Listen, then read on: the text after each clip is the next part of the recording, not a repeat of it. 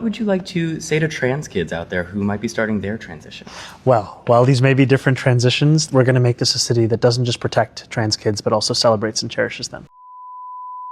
Now, guys, we have to talk about a gay influencer. My fave, actually. His name is MattIV. He's all over kind of the different social media platforms and YouTube with pretty popular presence and following, spewing the most far-left, toxic, woke rhetoric and kind of the least nuanced and most extreme perspective, the typical woke white gay guy.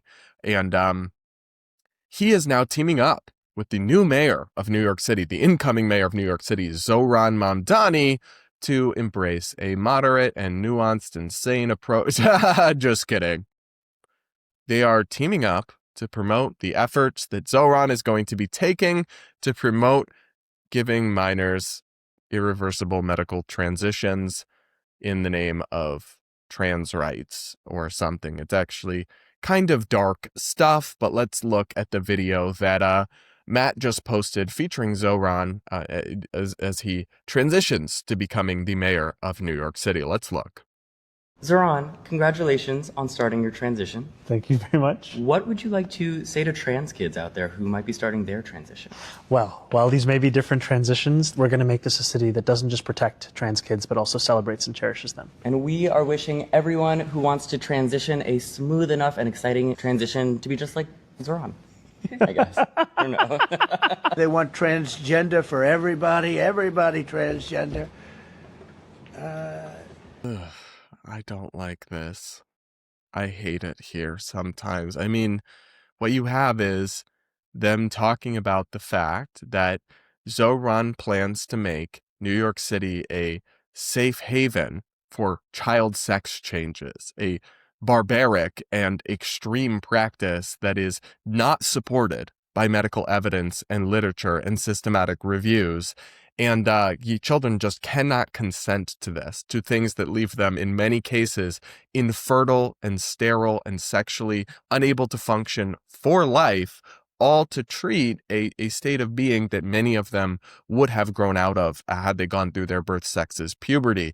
And yeah, I'm sorry, it is crazy that people are still doubling down on this. Well, what I think will go down is similar to the lobotomy, what was done to many of these children, and are acting like it's something to be celebrated and cherished and defended and even funded. Remember, Zohran, and I'll insert a clip here, but he doubled down on all of this during his mayoral campaign, promising that they would use New York City taxpayer money to fund all of this for everyone. Listen to that here. New York will not sit idly by while trans people are attacked. We'll deploy hundreds of lawyers to combat Trump's hate, make New York City an LGBTQIA+ sanctuary city, and create the Office of LGBTQIA+ Affairs to allocate millions for youth and adult housing programs, as well as gender-affirming care. So it's not just virtue signaling, but Zohran Mamdani really plans, with the help of the woke influencers, I guess, doing his PR, to turn New York City into a sanctuary hub for these barbaric medically transitioning of minors, whether it's hormone therapy, potentially surgeries as well.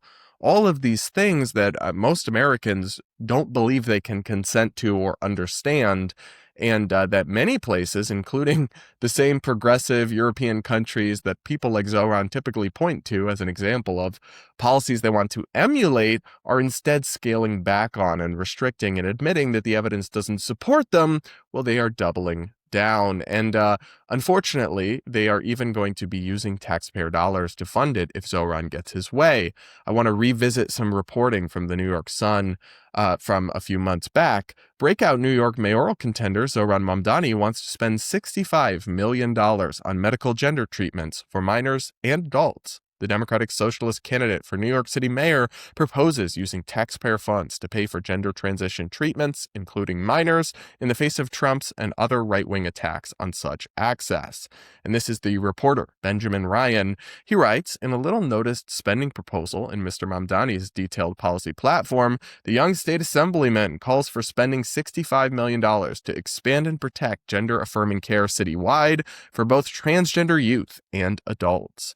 So it's very clear. Their plan is to use taxpayer money to fund the medical transition of minors for free, or at least at the taxpayer's expense. So if you live in New York City, your tax dollars will get to fund that really, really, I think, tragic practice is, I guess, how I would describe it.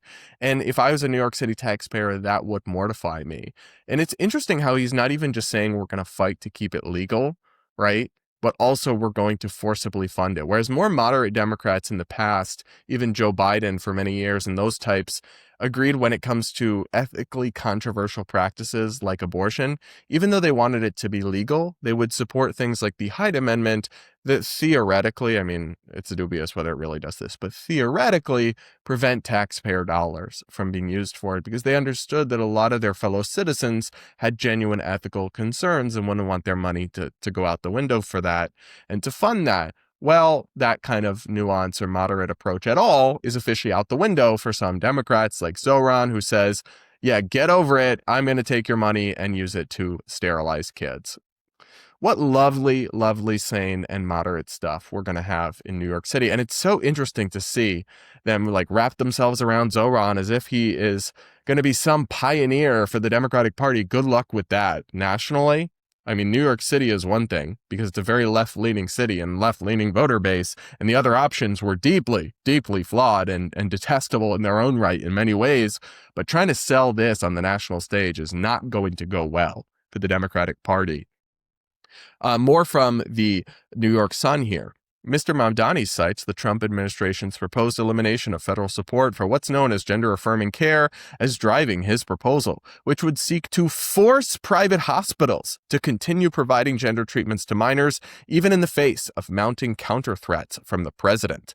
The Mamdani administration, the proposal says, will also hold private hospital systems denying gender-affirming care accountable. Hospitals that continue to deny trans youth access to gender-affirming care are in violation of New York's Constitution, as well as multiple state and city laws. The Mamdani administration will coordinate with the New York Attorney General and district attorneys to investigate and hold public hearings on hospitals that deny trans youth their rightful health care and hold them accountable to the law. This is madness, by the way. This is absolutely insane. So what they're saying is hospitals will sterilize the kids, will give them the medical sex changes that are not supported by evidence. And I call them sex changes. That's not correct terminology. You can't change your sex. So I need a better word for it. But I don't want to say gender affirming care because it is so euphemistic and kind of hides, I think, or masks the severity of these treatments and their lifelong ramifications.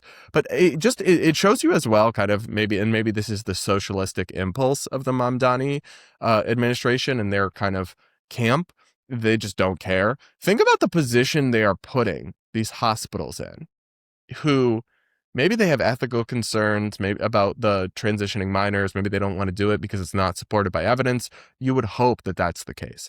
But let's say that's not even the case. Say they're just practical and they have the Trump administration threatening to revoke the funding they rely on from the federal government if they don't stop offering these barbaric treatments to kids. And then they have the mayor telling them, no, you must do it, or we will come after you. You really are putting these hospitals and these medical providers in an impossible position, and you just don't care.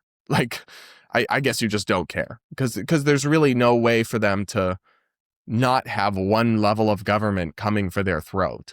It really, I mean, not to break out the smallest of like tiny violin for hospital administrators, but I kind of do feel bad for them.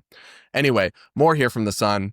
The policy memo on Mr. Mamdani's campaign website outlining his plan to spend $65 million in city funds to support access to gender transition treatment for New Yorkers states that the city will direct $57 million to public hospitals, community clinics, federally qualified health centers, and nonprofits that provide gender transition treatment. An additional $8 million would develop and support virtual and telehealth services by community health providers, add gender transition treatments to the existing virtual services provided by the public New York Health Hospital system, create a hub to help connect people to providers who could prescribe these medications, and support programs like the one by the LGBTQ-focused Callan Lord Community Health Clinic for caring for transgender sex workers.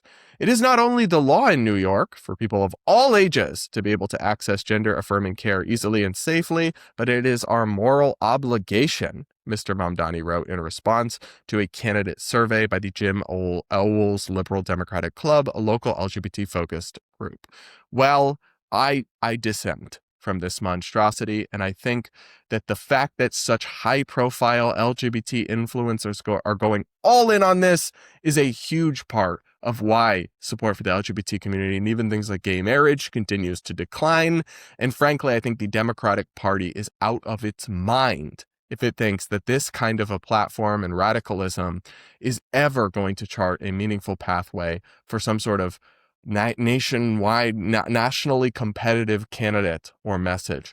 This is insanity, and you might be able to get away with it in New York City and California, but most of the country is never going to be on board with this, no matter how much propaganda far-left influencers do, trying to paint it as funny and chic.